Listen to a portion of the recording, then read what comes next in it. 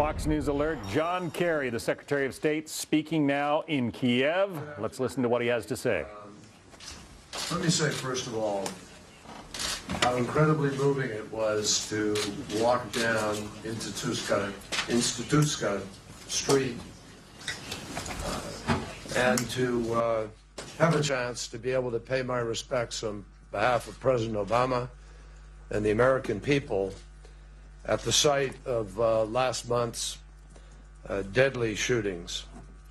It was really quite remarkable. I have to tell you, to see the barricades, see the tires, see the barbed wire, see the bullet holes in street lamps, the extraordinary number of flowers, the people still standing beside a barrel with a fire to keep them warm, the shrouded vision in the clouds and the fog of the buildings from which the shots came, and the pictures, the photographs of those who lost their lives, of the people who put themselves on the line for the future of Ukraine.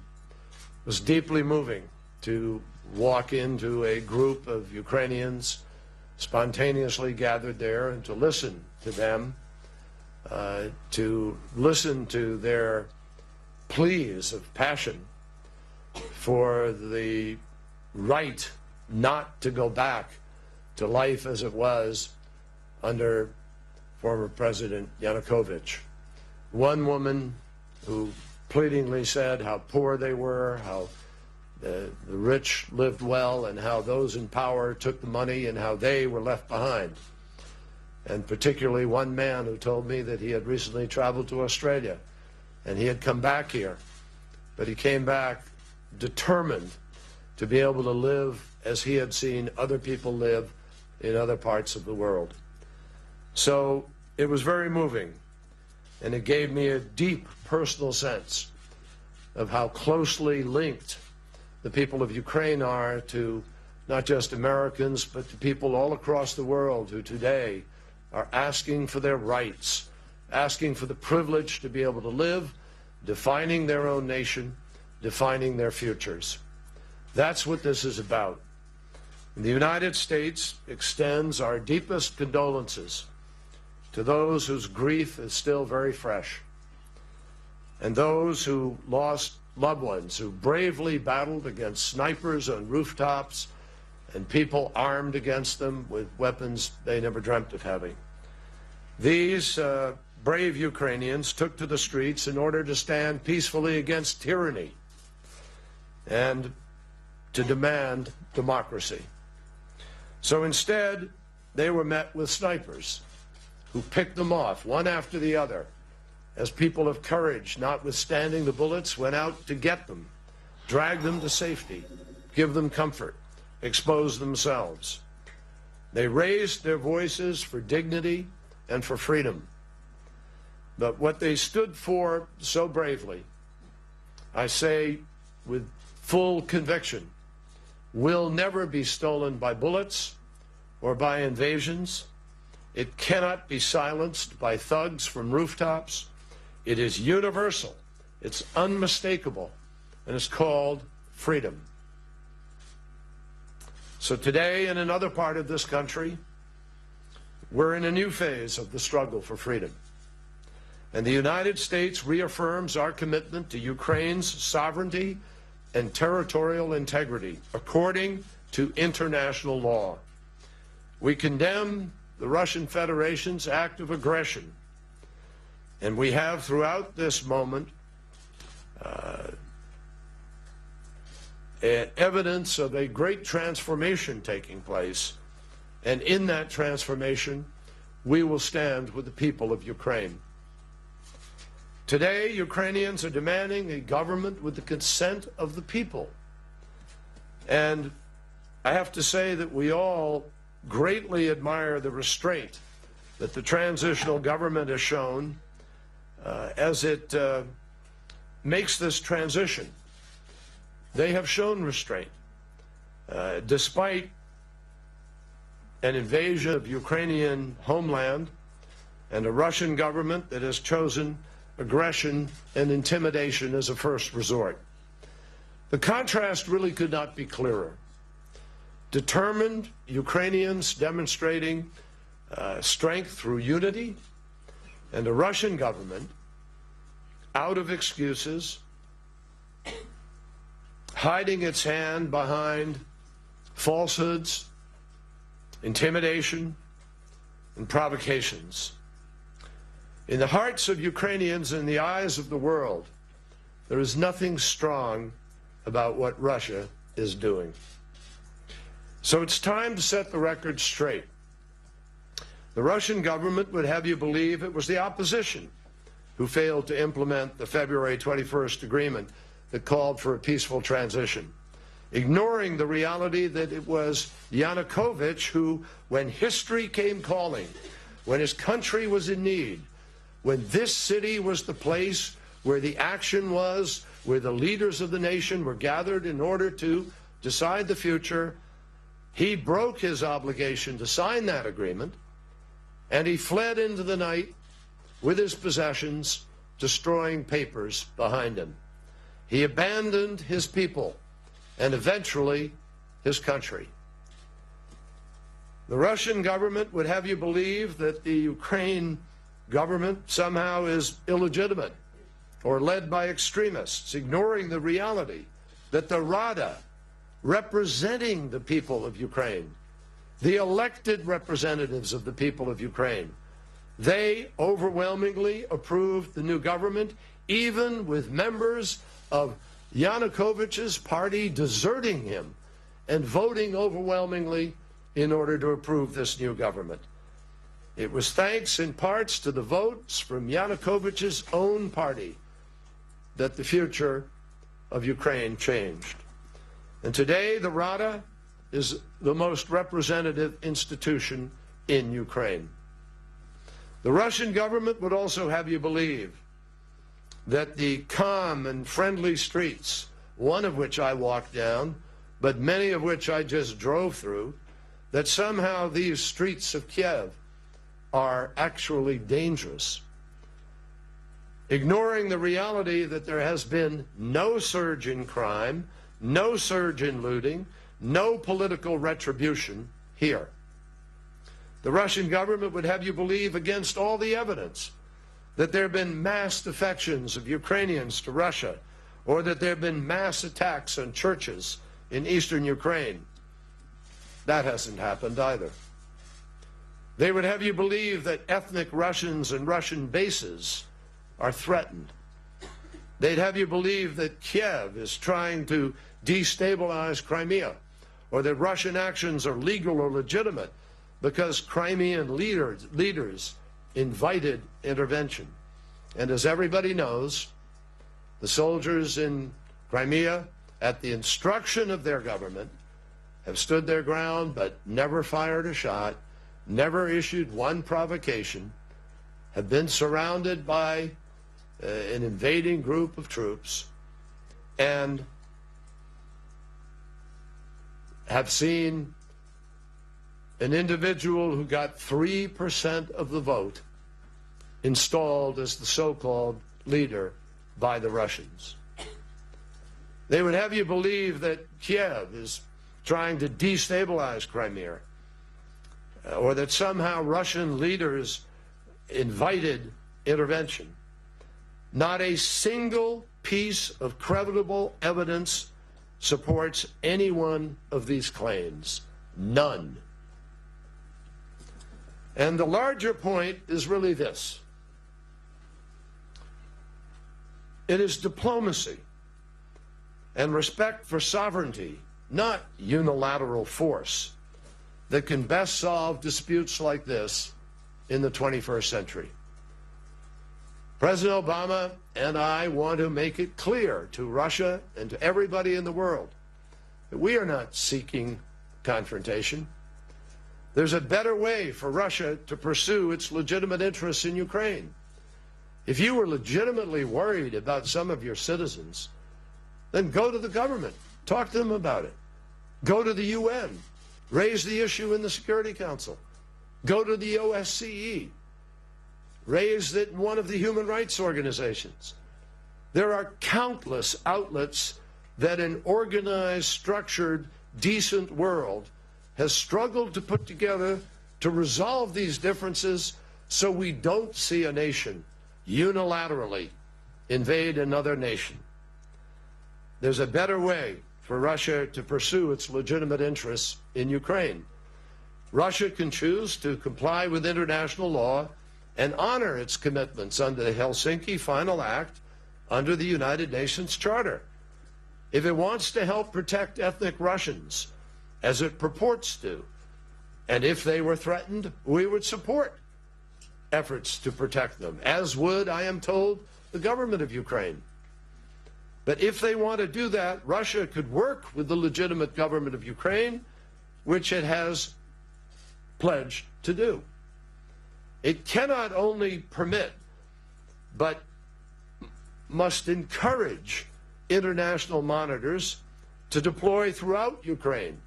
These are the people who could actually identify legitimate threats.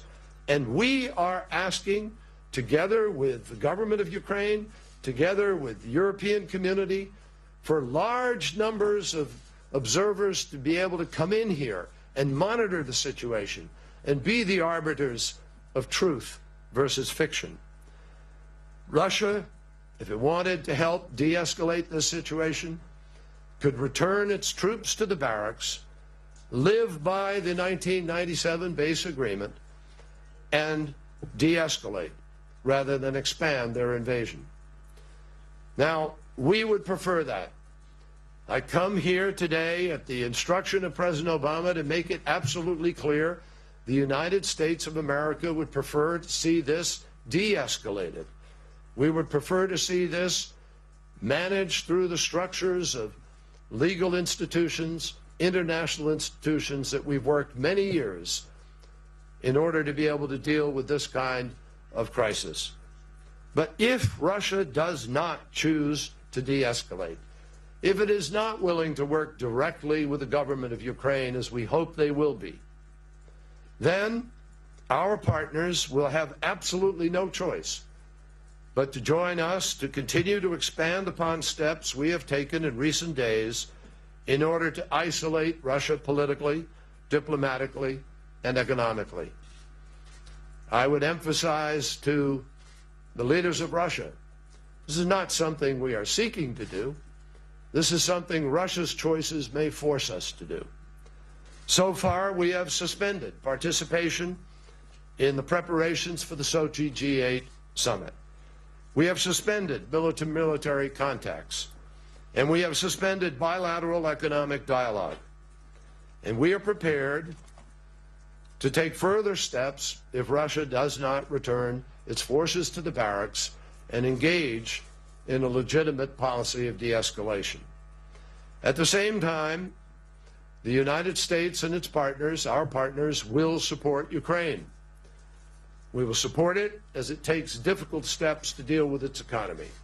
And I appreciate the meeting that I just had with the acting president and the prime minister and other leaders as we discussed how to strengthen the economy and move rapidly towards free, fair, open elections that can take place very shortly.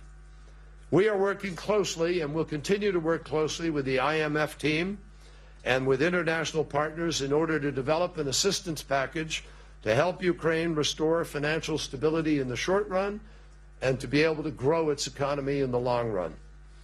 I'm pleased to say that this package includes an immediate $1 billion in a loan guarantee to support Ukraine's recovery, and we are currently working with the Treasury Department of the United States and with others to lay out a broader, more comprehensive plan. We will provide the best expertise available to help Ukraine's economy and financial institutions repair themselves and to work towards these free, fair, fast, inclusive elections. We're also working with the interim government to help combat corruption and to recover stolen assets. And we're helping Ukraine to cope with Russia's politically motivated trade practices, whether it's manipulating the energy supply or banning the best chocolates made in Ukraine. The fact is, this is the 21st century, and we should not see nations step backwards to behave in 19th or 20th century fashion. There are ways to resolve these differences. Great nations choose to do that appropriately. The fact is that we believe that there are a set of options available to Russia and to all of us that could move us down a road of appropriate diplomacy, appropriate diplomatic engagement. We invite Russia to come to that table. We particularly invite Russia to engage directly with the government of Ukraine, because I am confident they are prepared to help work through these issues in a thoughtful way. I'm very proud to be here in Ukraine. Like so many Americans and other people around the world, we've watched with extraordinary awe the power of individuals unarmed except with ideas, people with beliefs and principles and values who have reached for freedom, for equality, for opportunity. There's nothing more important in this world. That is what drives change in so many parts of the world today. It's really partly why the world is in such a state of transformation in so many different places at the same time, because we're all connected. We all understand what other people are doing and the choices they have and the lives they get to lead. And all over the world, young people are saying, we do not want to be deprived of those opportunities. That's what this is about. And it is about all those who value democracy and who support the opportunity for this country to join the legions of others who want to practice it. The United States stands by the Ukrainian people as they build the strong, sovereign, and democratic country that they deserve, and that their countrymen and women just so recently gave their lives in extraordinarily courageous acts in order to ensure for the future. We must all step up and answer their call. I'm happy to take some questions.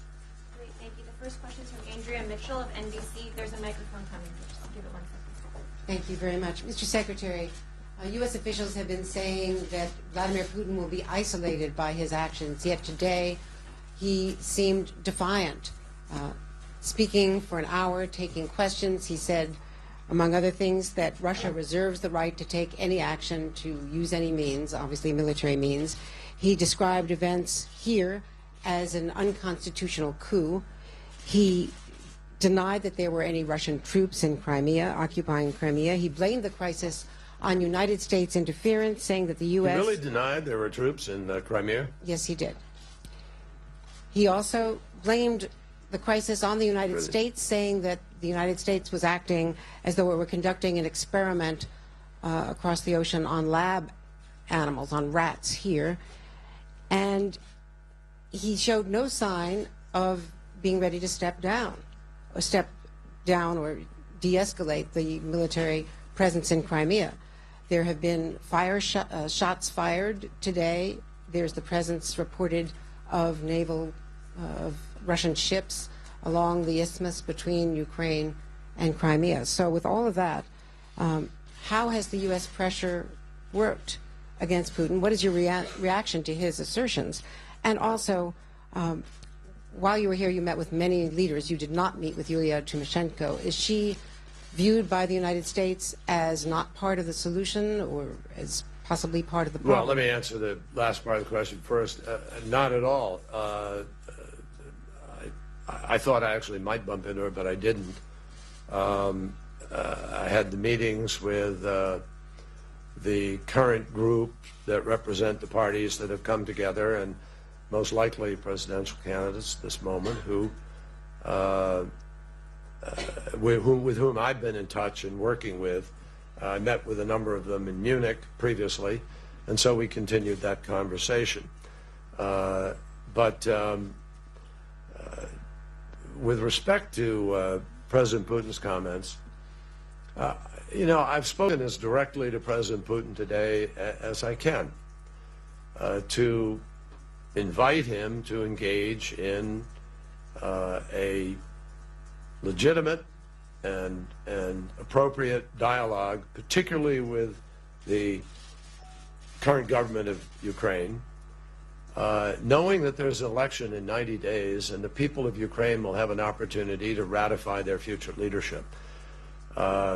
The fact is that in the eastern part of the country, Russia recently tried to get a couple of city councils to actually pass something asking for Russians to come in.